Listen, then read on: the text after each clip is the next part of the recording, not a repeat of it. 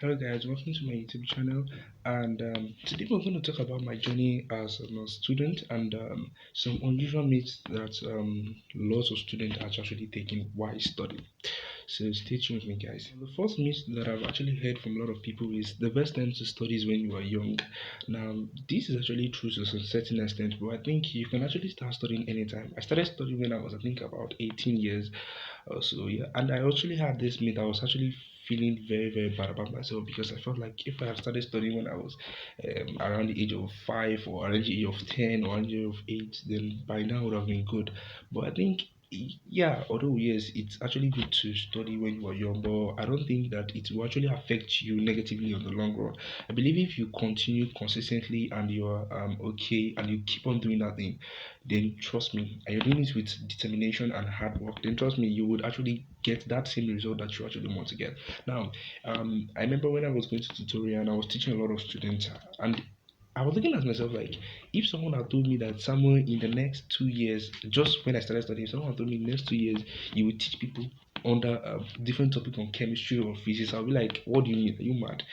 This will actually cause a quarrel because I didn't really see myself teaching people because I felt like I should have started early. Even if I wanted to teach people, I should have started around the age of 5 or 6. Then I can start teaching people because I'm sure that will be very good. But I think that is not actually true. You can actually start studying any single time.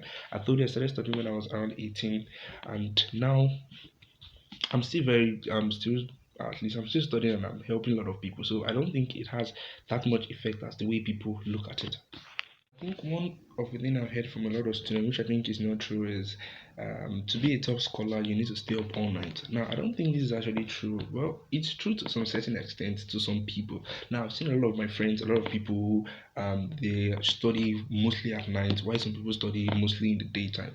And I think you don't always have to change your time. You don't always have to change when you're actually studying just because you want to be a top scholar. Some people after studying at night they become worse, they become way worse, while some people after studying at night they improve. So I think you should actually look at the time that is the best time that is right for you to study and stick to that time.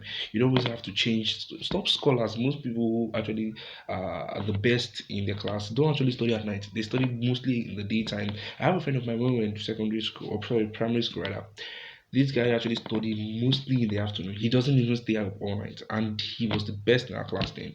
Now we always feel like, this guy will stay up all night, this guy will not sleep, and so on and so forth. Now that's to tell you that not everybody can study in the night, not everybody can study in the afternoon, so everybody can study. You just always have to just pick up your own time and actually stick to it. You don't always have to stay up all night. I think about 20% of the people I've seen that are actually very intelligent. They don't actually stay up all night. Most of them they'll just afternoon study and they take their night very very peacefully. They sleep from night to the next day. So you don't always have to change time. Not everybody who is a scholar will actually study at night. So everybody is different. Another myth that I think a lot of students have actually made is I always need a teacher. Now, I'm actually a self-taught person. I rarely talk to most of the teachers. Now, I'm not saying you shouldn't talk to teachers, but I think about 80% of your questions should be done by you and yourself. Because I remember when I have a physics teacher who was always like my very close friend, and he would always tell me, if you have a good question, you could come meet me. Now, I noticed that anytime I had just one question or two questions that I couldn't solve, maybe I just tried it first time, second time, and I couldn't get it, I'll just be like, I'll just throw the question at him and say, please help me solve this question. And this was not actually helping me because I felt like I was always feeling like I have someone to help me, and I wasn't putting much interest into actually trying to solve that question. And I think that's the main point of questions. It's for you to, that's the main point of those questions and in your textbook is for you to open your mind to new concepts. You don't always have to give it to people. Now, I remember each time I want to ask him question, I want to ask him a particular question. What I'll just do is I just hold on to that question and say, why don't I just try it at least two or three more times? Now, I'm not saying you shouldn't have a teacher to help you. I think it's very, very, very good to have a teacher. I have a lot of people that I help to online that they come to ask me for question and they're like, I don't actually give them the answer. I just guide them on how to get the answer. So I think you can get a teacher who can guide you but not tell you the answer.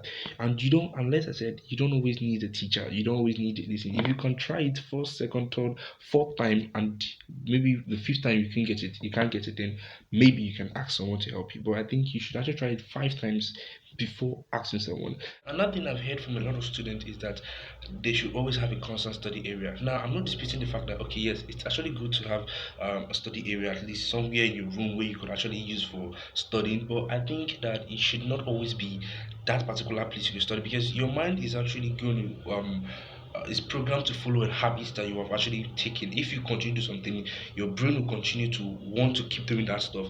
Now imagine if you have set a place for, okay, just for studying for yourself. Now it will be very difficult when you go outside, when you change environment. It's very difficult for you to study, because you have actually acclimatized or made one place become your study area compulsorily. Now when you go out, it's very good, it's going to be very difficult for you to study. So I think, yeah, it's nice, it's okay to have a study area, but I don't think that you should take it to extreme, because a lot of people take it to extreme that if they are not actually in that place, then they can actually study. But I think, yeah, it's okay to have a study area, but don't actually make it that if you're not in that area, you can't study, or whatever you're studying is not going to be effective, or whatever you're going to study is not going to enter your brain or stuff like that, like some people take it as.